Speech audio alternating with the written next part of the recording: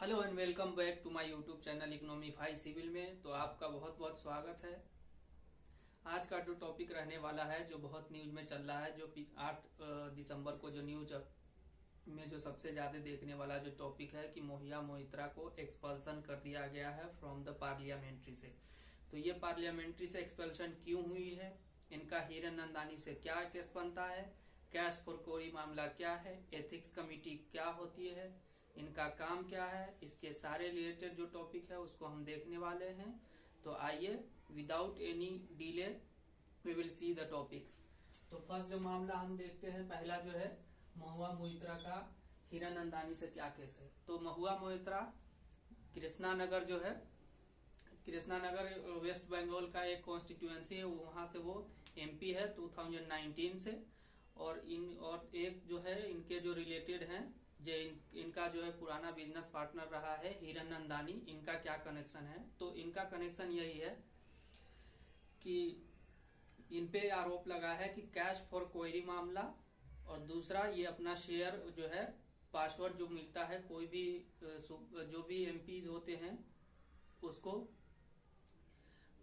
Parliament से एक login password मिलता है कि जो भी क्वेश्चन आप जनता के रिलेटेड हो या कोई भी ऐसा रिलेटेड क्वेश्चन आपको पूछना हो, तो आप उस लॉगिन पासवर्ड के द्वारा आप उस पर क्वेश्चन एंटर करेंगे और वो जो पार्लियामेंट के जो प्रोसीडिंग चलती है वहां पे चला जाएगा और उसके रिगार्डिंग आपको टाइम दिया जाएगा, तो आप उस पर बोलेंगे।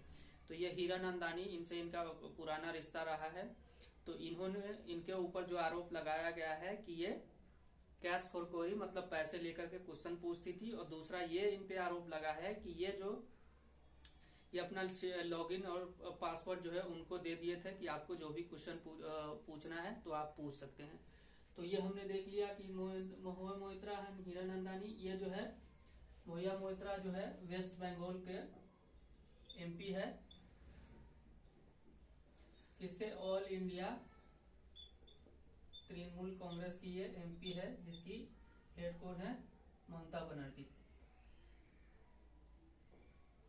ममता बनर्जी इसकी हेड है।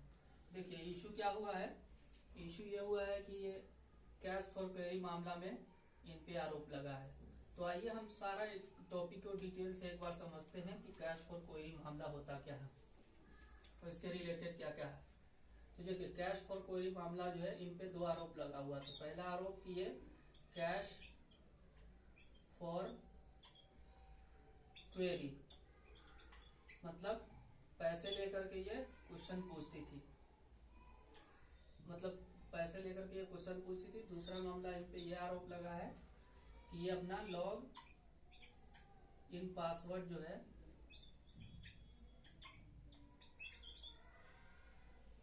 ये अपना लॉगिन पासवर्ड किसको, हीरानंदानी जो है बिजनेसमैन है, उनको ये शेयर करते थे।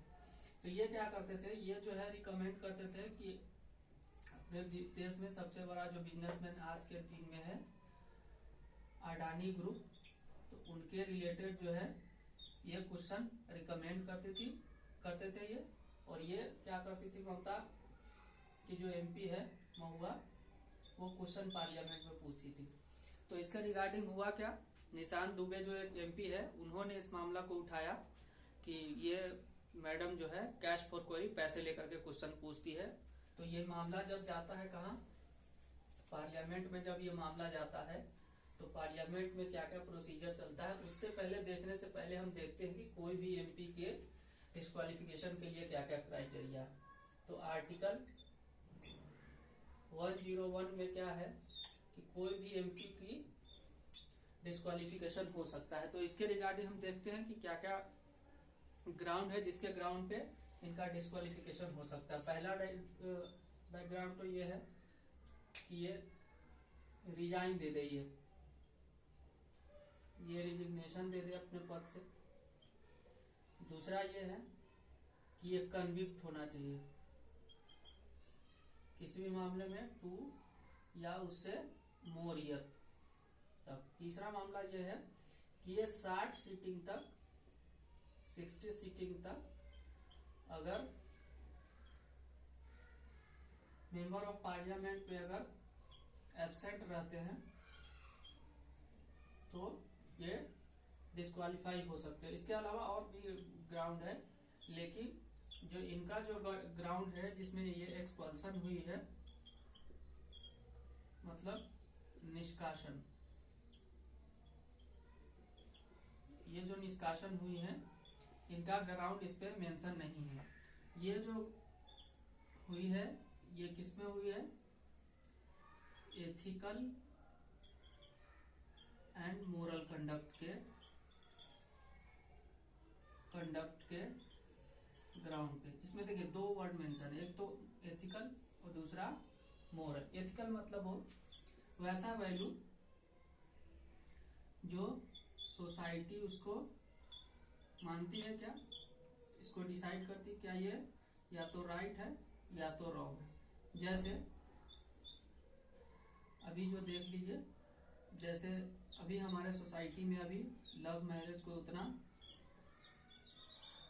प्रमोट नहीं किया गया है, नहीं इसके लिए कोई लॉ है, तो सोसाइटी इसको क्या मानती है कि ये गलत है। तो ये हमारा हो जाएगा क्या है, ये एथिकल वैल्यू। दूसरा क्या है, मोरल वैल्यू। मोरल वैल्यू क्या होते हैं, ये तो होता है आउटर, ये आपको दिख जाएगा कि हाँ ये मतलब गलत है और ये सही है। ये होता है क्या, मोरल कंडक्ट होता है। मोरल कंडक्ट मतलब मोरल क्या होता है, ये होता है क्या, इनर, मतलब आपकी दिल की आवाज होता है। जैसे आप जा रहे हैं कहीं पे और आपके बगल में जो पैसेंजर बैठा हुआ है, ये आप बैठे हो या पैसेंजर बैठा हुआ, मान लो इसका पर्स गिर गया, इसका जो है ये पर्स है, इसका पर्स गिर जाता, लेकिन इस बंदे को पता नहीं चलता, ये बंदा अपना चला जाता है, लेकिन आप देख लेते हो कि हाँ इस आदमी का पर्स गिर गया है। तो आप तो ये करोगे कि हाँ इसको बुला करके बोलते हो कि भाई आपका पर्स गिर गया, आप पर्स ले लो। दूसरा ये है कि आप अपने पास ये पर्स रख लोगे। तो ये क्या है, ये मोरल वैल्यू है। इनको नहीं पता कि इनका पर्स गिरा, लेकिन आपको पता है, आपका इनर हार्ट जानता है कि हाँ इस आदमी का पर्स गिरा है तो मुझे दे देना चाहिए या नहीं देना चाहिए। तो ये आपकी इनर आवाज है, तो इसको हम क्या बोलते हैं, मोरल कंडक्ट। और ये एथिकल कंडक्ट, वैसा कंडक्ट जो society either accept it is a right और इट इज ए रॉन्ग। तो ये हम देख लिए। अगला हम देखेंगे कि इसके लिए क्या क्या प्रोसीजर है, एथिकल कमेटी क्या होता है, ये कब बनाई गई और इसके रिगार्डिंग क्या क्या और डिटेल मेंशन है। देखिए तो क्या है ये, एथिकल कमिटी ऑफ पार्लियामेंट।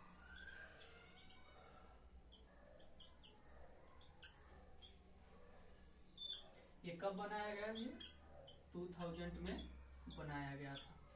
ठीक, इसमें क्या है, इसका एम क्या था,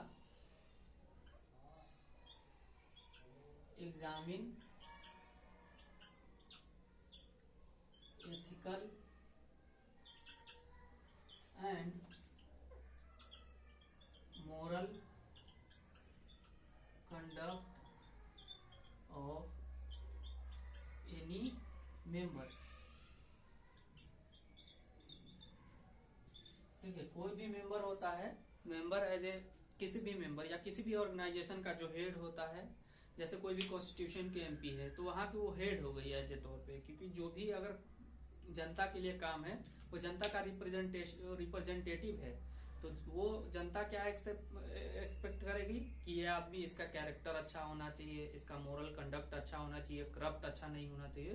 तो इसके ग्राउंड पे जो है ना ये कमिटी बनाया गया है कि ऐसा कोई भी इमोरल कंडक्ट कोई भी एमपी करता है तो उसको एक्सपल्सन कर सकते हैं। तो इसमें क्या है, इसके बनाया गया 2000 पे कि एग्जामिन किया जाए कि एथिकल एंड मोरल कंडक्ट जो है किसी भी एमपी का क्या है। तो इसको प्रोसीजर कैसे चलता है, जैसे कोई भी आदमी, कोई भी एक बंदा यहाँ है, ये बंदा देख लिया कि ये मैडम जो है कोई भी मतलब अनएथिकल काम की है, तो ये क्या करेगा, ये जाएगा किसी भी एमपी के पास, एमपी के पास गए और एमपी को कहा कि हाँ ये मैडम जो है ये अनएथिकल काम की है, तो इसके रिगार्डिंग जो है आप मतलब कंप्लेन कीजिए। तो ये एमपी साहब क्या जाएंगे, ये एमपी साहब जाएंगे पार्लियामेंट में, ये हो गया पार्लियामेंट, यहाँ जा करके, और ये हमारे स्पीकर साहब हैं, तो यहाँ पे ये समझ लो ये चेयर पे स्पीकर साहब बैठे हुए हैं, तो यहाँ पर जा करके ये पार्लियामेंट के जो मेंबर है बोलेंगे कि ये मैडम जो है ये अनएथिकल कंडक्ट की है। अनएथिकल कंडक्ट का मतलब ये मैडम जो है पैसे लेकर के क्वेश्चन पूछती है, किसी भी पर्टिकुलर बिजनेसमैन को टारगेट करती है ताकि उसका हरास किया जा सके। तो ये स्पीकर, तो स्पीकर बोल देंगे, स्पीकर से परमिशन मिल जाएगा। स्पीकर जैसे ही परमिशन दे देंगे तो उसके बाद क्या होगा, एक कमेटी बनाई जाएगी। इसको क्या बोलते हैं, इंक्वायरी कमेटी बोलते हैं।